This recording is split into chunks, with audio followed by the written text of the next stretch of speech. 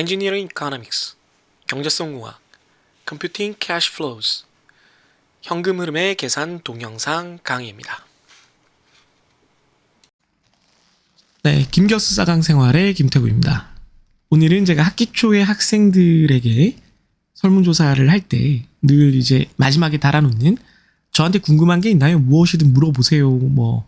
요런 질문에 대한 여러분들의 그 답변을 토대로 몇 가지 얘기를 해보려고 합니다. 질문 중에 되게 단순한 질문인데 좀 시선을 잡아 끄는 게 있어서 라면 몇 봉 끓여 드시나요? 이거 햄최몇 이런 거잖아요. 유행은 지나갔지만 라면으로 따지면 당연히 한 봉이고요. 저는 평생 라면을 2개 이상 한꺼번에 먹어본 적은 없는 것 같습니다. 제 기억이 허락하는 한 평생 그렇게 살이 쪄본 적이 없었고, 그러니까 먹성이 그렇게 좋지는 않기 때문에. 근데 생각보다는 지금은 정상 체중이니까 그렇지만 대학교 때까지는 굉장히 마른 체중이었는데, 마른 체중 치고는 남자니까 이제 꽤 먹는다 이런 소리를 듣긴 했지만 절대적인 양으로 잘 먹는 사람이어 본 적은 없었을 것 같은데요. 네. 다만 이제 제가 제일 많이 먹었을 때는 중학교 때 너무 제가 좀 빼빼 말라 있었고 자라는 시기였는데, 또 고등학교 가려고 공부도 했었어야 되기 때문에 체력적인 문제를 걱정하셔서 어머니가 야식을 좀 많이 먹으라고 권해주셔서, 사실 공부하기 싫으니까 이제 야식을 먹는 것도 있잖아요, 우리가. 그래서 아마 9시쯤이었던 걸로 늘 기억을 하는데, 밥 먹고 한 2-3시간 있다가 라면이랑 흰 쌀밥, 식은 밥, 굉장히 맛있는 조합이잖아요. 거기에 김치 정도까지 해서 라면을 2개 먹지는 않고 라면 하나에 밥 한 2공기 정도 매일매일 말아 먹었던 기억이 납니다. 벌써 침이 고이는데 그 정도 먹으면 이제 그렇게 거의 한 보름 이상 먹으니까 이제 살이 조금 붙더라고요. 찐다라고 할 수는 없고 워낙 말랐었기 때문에. 그렇고 대학교 때는 라면 아니고 주로 족발이나 치킨을 먹었어요. 제가 대학교 1학년 때 룸메이트랑 기숙사에서 한 달 30일 중에 한 15일인가 20일인가를 야식을 같이 먹었거든요. 그 중에 10번 이상이 족발집이었고, 그래서 족발집 쿠폰을 첫 달에 모으는데 성공을 했던 그런 기억이 있습니다. 아무튼 라면은 계속 좋아했고요. 매운 라면을 굉장히 좋아하기 때문에 라면의 취향 쪽으로 넘어가자면 지금은 열라면을 먹고, 과거에는 당연히 신라면을 먹었고, 틈새 라면이 처음 나왔을 때는 틈새 라면을 굉장히 좋아했습니다.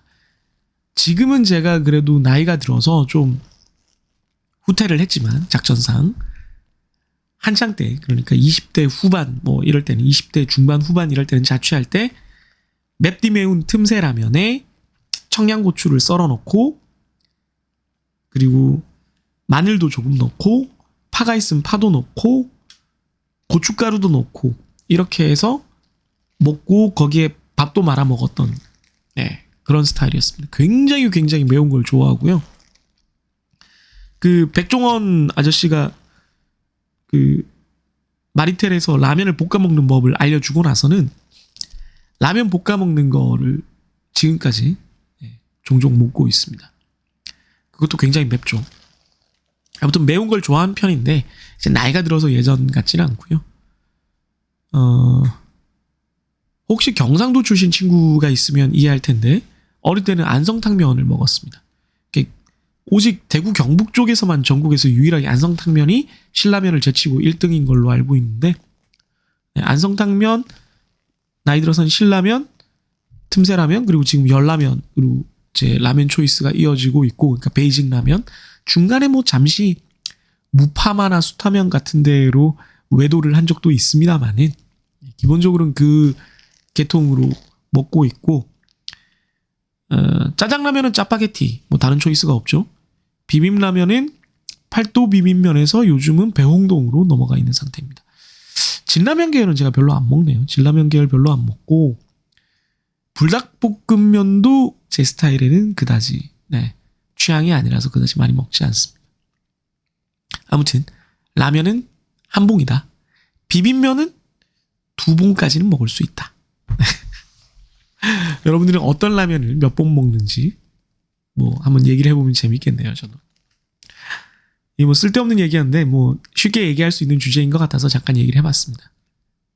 아니, 동영상 보는 여러분들 혹시 뭐 밤이라면 라면 하나 먹고 재밌는 혹은 맛있는 레시피 있으면 저한테도 좀 알려주세요.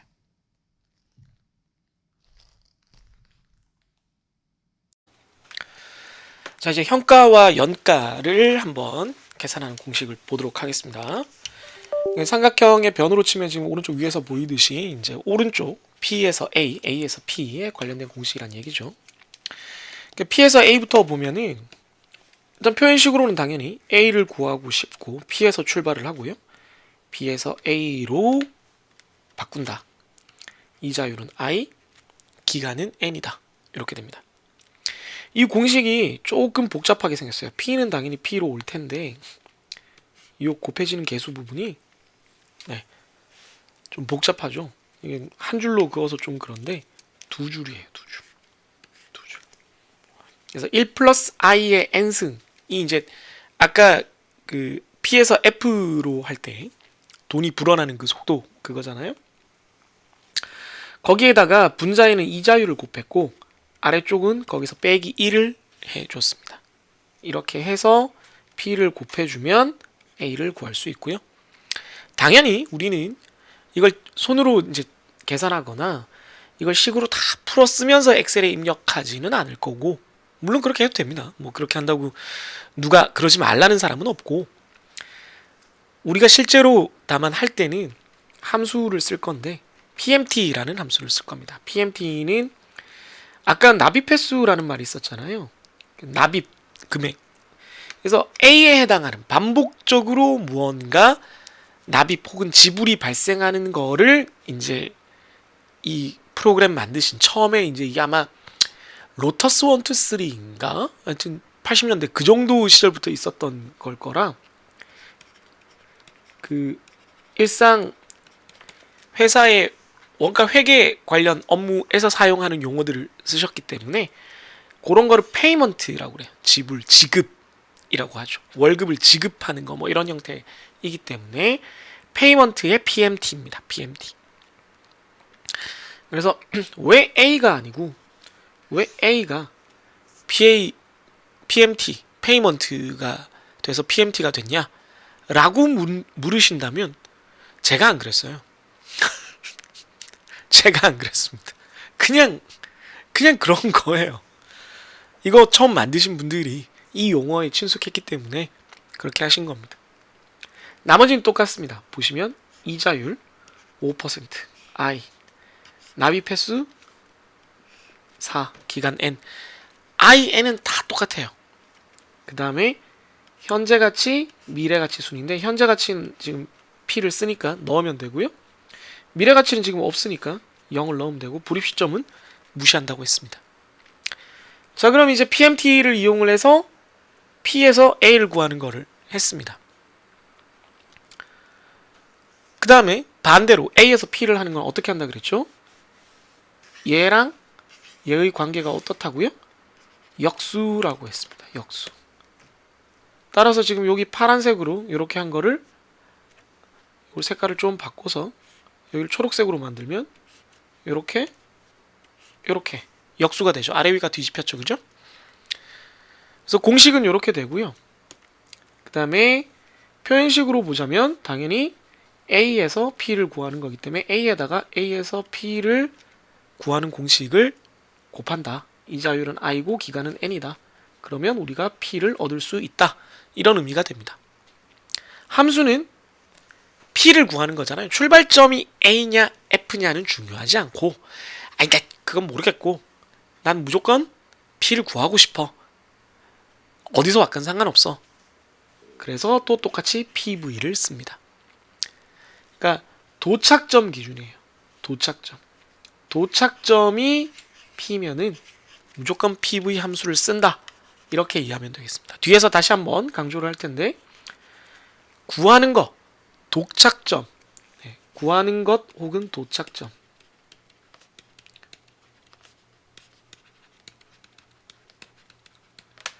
그 기준으로 함수명을 정한다 라고 이해하시면 되겠고, 피부에 대해서는 우리가 이미 어떤 값들을 넣는지 알고 있어요. 뭐 in은 뭐 늘 똑같고요. 그 다음에 나비백 요 자리가 a라 그랬어요. 그 다음 미래 가치가 f인데 지금은 얘가 빵이고 나비백이 있는 상황이니까 얘를 넣으면 돼요. 요건 또 무시하고 요렇게 됩니다. 간단하죠?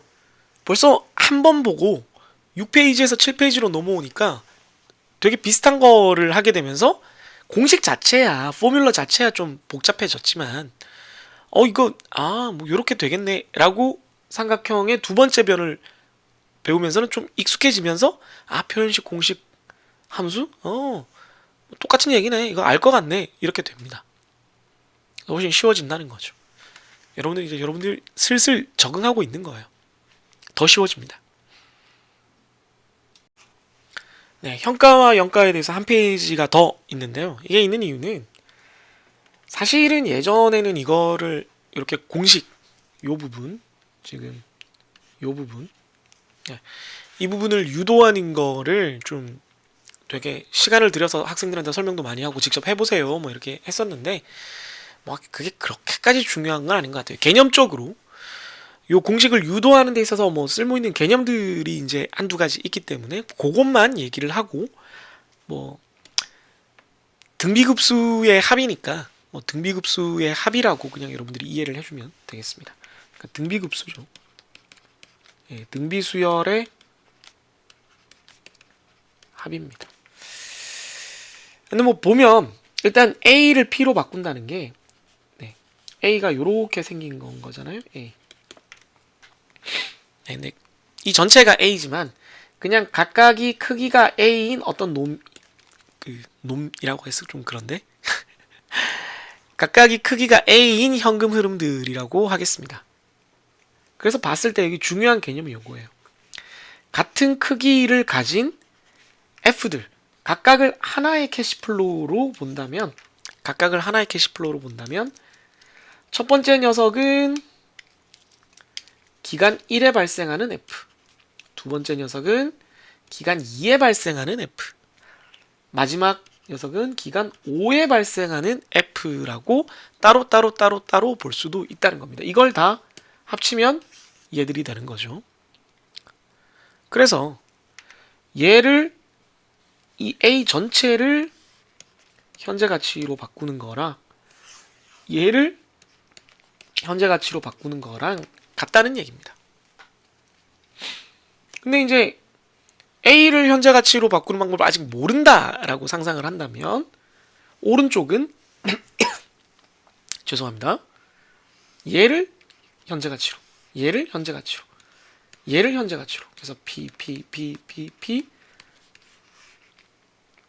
다섯 개가 되면 이걸 합치면 된다는 얘기죠. 죄송합니다.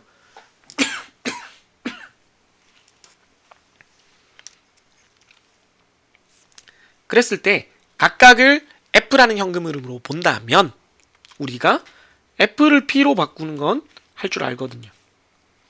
다만 기간만 다를 뿐이에요. 1기간, 2기간, N기간. 목이 너무 아프네요. 네, 목을 좀 따뜻한 차로 다시 달랬고요. F로 각각을 나눠서 F를 P로 바꾸는 건 이제 우리가 아니까 각각을 P로 바꾼 다음에 걔들을 합하겠다. 그래서 1기간에 있는 캐시플로우를 1기간의 F로 봐서 P로 바꾸고 2기간에 있는 걸 또 P로 바꾸고 다 이렇게 따로 한 거죠. 그럼 앞에 요 현금 흐름은 크기는 다 똑같으니까 그걸 묶어주고 얘들만 쭉 남아있는데 공식을 쓰면 마이너스 1승, 마이너스 2승, 마이너스 n승만 다른 그런 모양이 됩니다. 그걸 이제 우리가 뭐 이거 등비급수니까 이미 AS로 표현을 하면 S 파트가 이만큼이 되고 A 곱하기 S라고 한다면 S 파트가 이만큼이 되고 양면에 1 플러스 I를 곱하면 1 플러스 I를 곱했더니 마이너스 1승이 0승이 되고 마이너스 2승이 마이너스 1승이 되고 뭐 이렇게 되고 그래서 요거랑 요거를 어떻게 해주는 거예요? 서로 빼주는 거죠. 예. 얘는 플러스 얘는 마이너스해서 이렇게 더해주면 얘를 플러스 위에 걸 마이너스 해주면 i만 남죠. 1이 없어지고 그 다음에 얘들은 이렇게 해서 얘랑 지워지고 얘랑 지워지고 얘랑 뭐 아이고 죄송합니다. 지워지고 얘랑 그 앞에 거랑 지워지고 해서 남는 게 얘랑 얘인 거죠. 그래서 0승이라는 건 1인 거고 1 플러스 i에 마이너스 n승이 있으니까 쭉 정리하면 이렇게 됩니다. 그래서 이제 우리가 아는 공식이 나왔다 뭐 이런 얘기인데 사실 뭐 여기서부터는 이제 뭐 크게 중요한 건 아니고 위에서부터가 중요한 거고요. 반대쪽은 그냥 역수 취하면 된다. 뭐 우리가 아는 얘기고 그렇습니다. 그래서 이 페이지를 굳이 따로 넣은 거는 이유가 뭐냐? 말씀드렸지만 A를 F가 여러 개 있는 걸로 우리가 생각할 수 있다. 당연히 그럴 수 있다. 그걸 이용해서 이 공식을 유도하는 걸 한번 보여주는 겁니다. 그렇게 된다라는 걸. 이해되셨죠? 네, 미래가와 연가의 공식을 보겠습니다. 이제 삼각형의 세 변 중에 마지막 한 변이죠. 보면은 아까 여기 했고 이제 여기입니다. 어쨌든 두 개는 열심히 했는데 세 번째 것까지 해야 되냐 하면 그건 또 아니에요. 이것도 역시 지금은 어차피 공식을 외우는 시절도 아니지만 공식을 굳이 외워야 한다면 공식을 외워야 하는 개수는 아까 이쪽 왕복에서 한쪽만 이렇게 두 개로 끝입니다. 변이 세 개인데요. 그렇게 되는 이유는 잠시 후에 말씀드릴게요. 우선 F에서 A로 가는 거를 보면은 이것도 F를 가지고 A를 구하겠다. 그럼 F를 A로 바꾸는 공식을 이자율과 기간을 가지고 적용을 하세요. 이렇게 구하겠습니다. 구해 주십시오. 이렇게 표현식으로 쓸 수 있고요. 표현식을 이제 공식으로 써보자면 요게 좀 위쪽이 좀 홀가분하죠. 아까는 뭐가 많이 곱해져 있었는데 그게 어디 가고 없고 이렇게 돼 있고 아래쪽은 아까 A에서 P로 만드는 공식이랑 좀 비슷하게 생겼습니다. P에서 A로 바꾸는 공식이랑 좀 비슷하게 생겼습니다. 그거를 이렇게 곱해주면 F를 A로 만들 수 있다라는 겁니다. 그러면 이걸 실제 스프레드시트로 구할 때는 어떻게 되느냐? 계속 얘기했지만 도착 지점이 중요한 거거든요. 결국은 A를 구하겠다. 그럼 무조건 PMT 함수를 쓰는 거죠. 네. 도착 지점이 A면 무조건 PMT 함수. 그럼 I랑 N은 똑같고요. 그 다음에 현재 가치, 미래 가치가 입력이 되는 순서였는데 지금 현재 가치가 없으니까 없어요. 그럼 빵을 넣거나 뭐 공백을 넣으면 되고요. 미래 가치 자리에 이렇게 숫자를 입력을 해주면 되겠습니다. 반대로 A에서 F로 하는 거는 역수잖아요. 뭐 역수하면 되는 거고요. 공식을 기준으로 봤을 때 이렇게 생겼는데 이걸 거꾸로 이렇게 뒤집으면 되는 거죠. 네, 왼쪽과 오른쪽이 서로 역수로 뒤집혀 있는 걸 볼 수가 있습니다. A를 F로 바꾼다. 이자율 I, 기간 N에 대해서. 그러면 A를 여기다 곱해주면 F가 된다. 뭐 이런 의미거든요. 이걸 역시 스프레드시트 함수로 구하려면 도착 지점이 F이기 때문에 묻지도 따지지도 말고 그냥 FV를 쓰면 된다라는 겁니다. 앞에 IN 들어가는 거는 늘 똑같고요. 이자율과 납입 횟수는 그냥 들어가는 거고 그 다음에 A에 해당하는 납입액 그리고 현재 가치가 들어가는 순서인데 이번에는 A에서 F를 구하는 거니까 얘는 입력할 게 있고 현재 가치는 지금 입력할 게 없습니다. 다 빵입니다. 빵. 이렇게 된다. 자 그러면 이거 그냥 공식 다 설명하셨는데요, 교수님? 변 3개마다 하나씩 하고 역수로 계산하는 거니까 공식 3개 아니에요? 라고 할 수 있는데 연쇄법칙이라는 게 있습니다. 무슨 얘기냐면 A에서 F로 구하는 이 공식 A에서 F로 구하는 공식 이번에 지금 배우고 있는 요거를 우리가 알고 싶다 혹은 이걸 구하고 싶다 라고 하면 바로 하지 않고 우리가 요걸 알고 있잖아요. A에서 P로 구하는 걸 앞 페이지에서 봤고 P에서 A로 구하는 것도 앞에서 봤어요.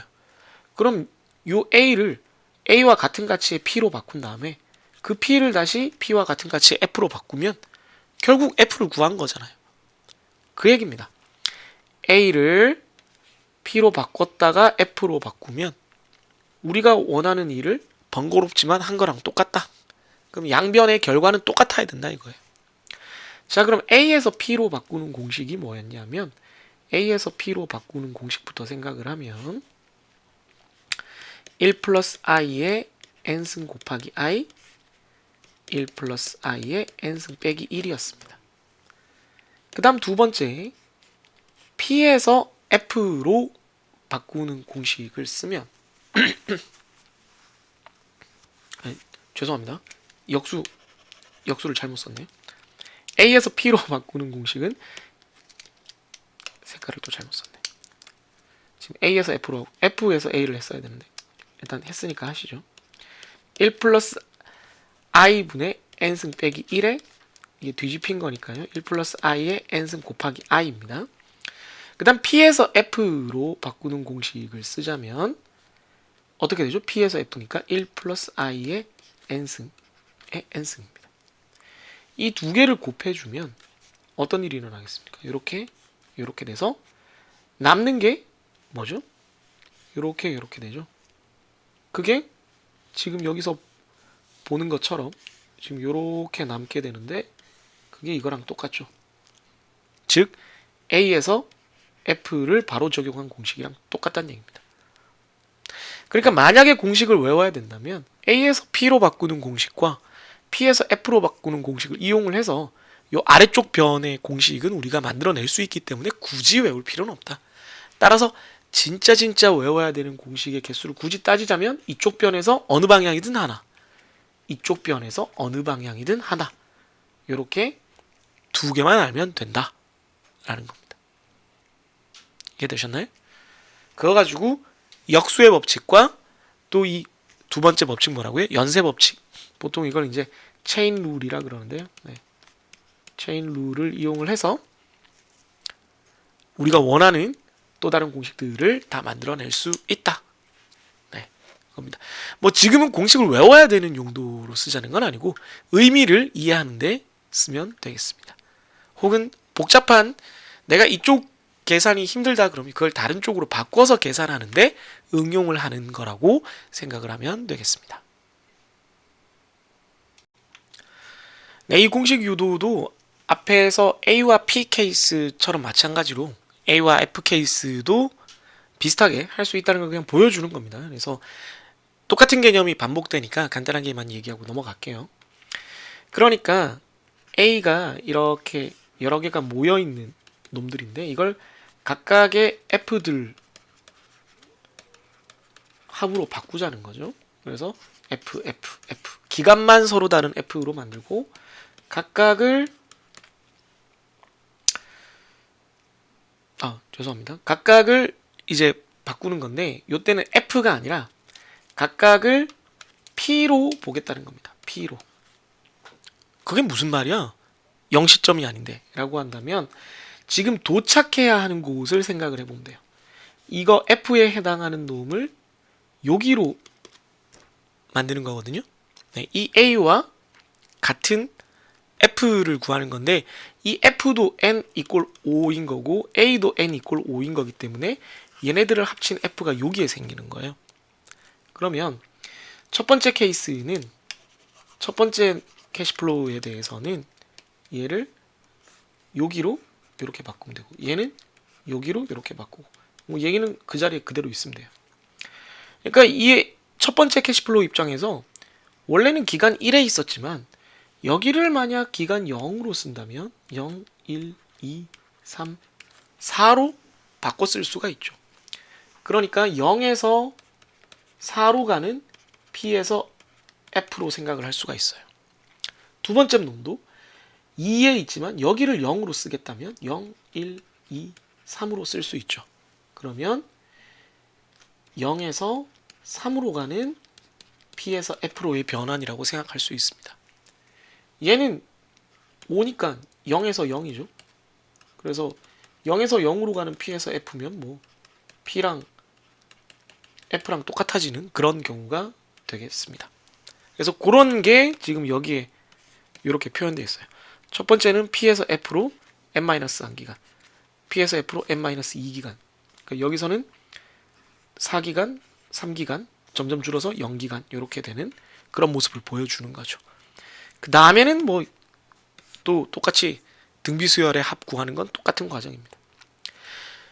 다시 말씀드리면 이 캐시플로우 A를 각각으로 쪼개는 건 똑같았는데 이번에는 현재로 오는 게 아니라 더 미래로 보내야 되기 때문에 이미 미래에 있는 놈들이 자기를 기준으로, 자기 시점을 기준으로 다시 기간을 재산정해서 더 미래로 몇 칸 가느냐를 생각을 하면 P에서 F로 바꾸는 것들의 합이 된다 이 얘기입니다. 한번 찬찬히 따라가 보면 어렵지 않을 거예요. 앞에서와 마찬가지로 여기까지 여러분들이 개념적으로 잘 바꿀 수 있으면 이걸 응용하는 문제들 뒤에 나올 텐데 어렵지 않게 쫓아올 수 있습니다.